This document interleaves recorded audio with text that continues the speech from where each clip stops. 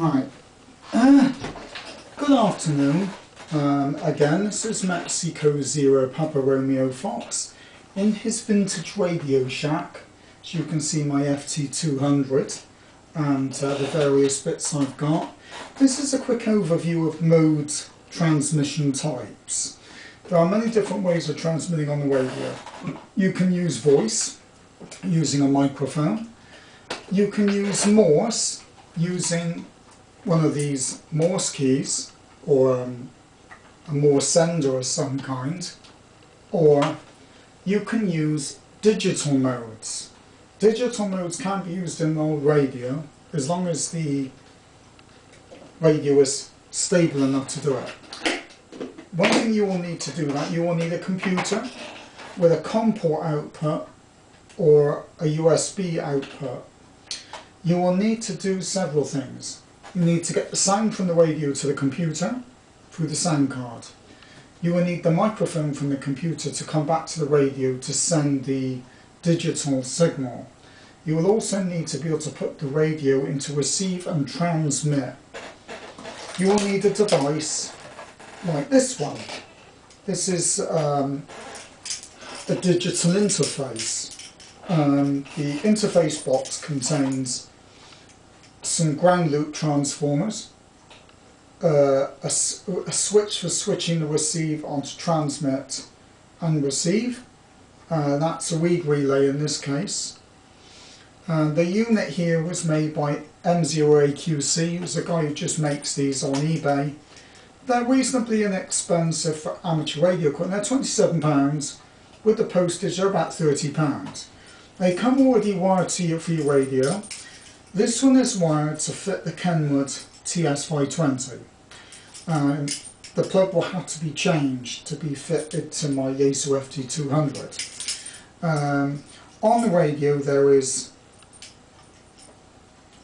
the D socket that goes to the computer to operate the transmit. You also have a lead with two other wires on. One is for the receive audio and one is for the transmit audio. There is also an audio back connection, so you can hear the audio coming back from the radio into the speaker on the PC. Otherwise you won't know what you're transmitting. You will also need this connector to go into the radio. That puts the transmit audio and the TX. That's basically what this box is for. You'll also need to put some RF beads on.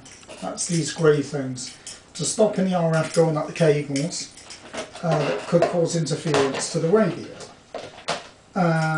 So this is a quick sort of overview of what you can do. What I'm going to do is put the radio on briefly and let you listen to some different modes of transmission. Put that in there. The lid back on the box. What we're going to do is we're going to tune on to the 20 metre band, and we're going to select on the VF070, which is the digital portion of, or PSK version, portion of the 20 metre band. This is PSK 31.24. This is a digital mode designed in the 1980s. I think it was in, it might have been in the 90s, I don't remember. Might have been 92. And as you see, there are two switch tones. There's information being sent on that, that is then picked up by your computer and decoded into words. It's used by typing on a keyboard or sending macros. What I will do when I operate this, I will have my computer wired up and you'll see me running it. That's one mode of digital transmission.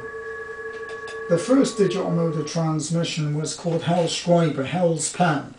It was designed by a German physicist in 1924 called Francis Rudolf Hell. The British brought out a system called KISS, Kilo India Sierra Sierra, Keep it simple, stupid. That was the next one that was brought out.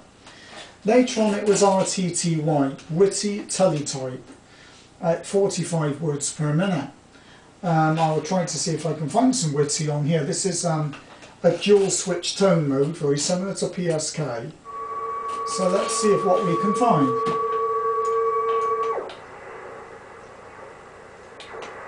Nothing as usual.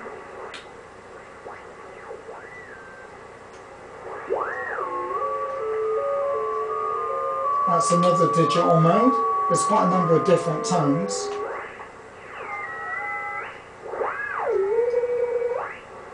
Trying to find witty. No, that's not going to happen. There we are. That is witty 45. Just a little bit there, not very easy to pick up unfortunately. It's not a good day.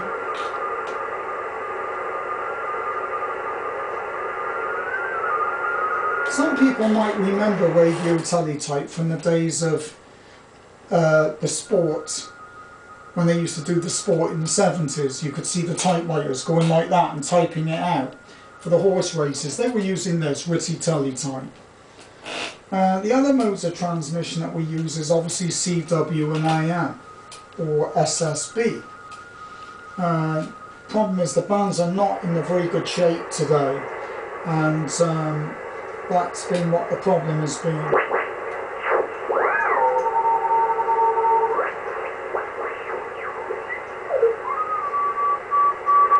That is obviously CW, or Morse code, done with a key, which is what I got in that box which you've just seen.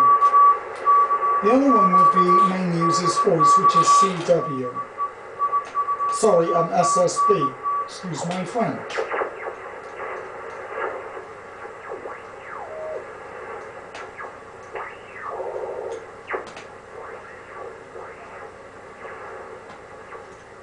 You wouldn't believe it, the bands are totally dead today. Go to do a video and there's nothing working.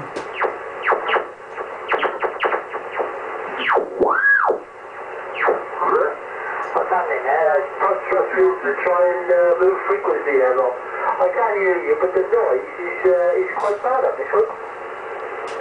That's a little bit of SSB on 40 meters.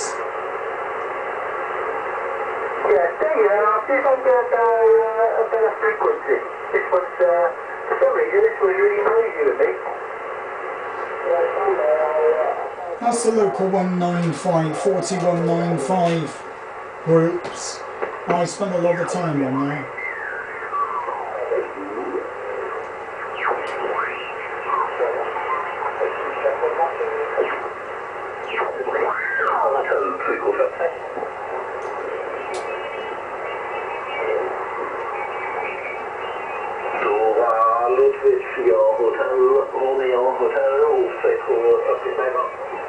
That sounds like the local frogs are in action again. The noise in the background is some kind of power supply. That I get a lot of that, unfortunately, here.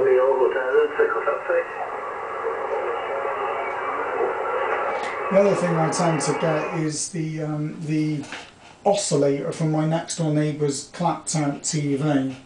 We've got a couple of people that are still using the old boob tubes with an adapter, and they can create quite a bit of noise. So I tend to operate early hours in the morning, or morning seems to be fine. After about 5 o'clock it begins to get a bit of a joke. But anyway, that's a little bit about modes of operating and transmission.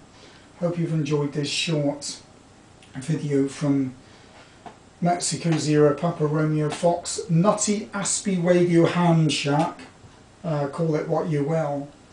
And the next talk will be on talking on sideband. I'll do some contacts on sideband, and then I will do some witty and some PSK 31. I'll also be showing some CW keying up software and some CW Morse receiving software. Thank you very much for your patience, and I hope to be doing a few more videos later. So here goes.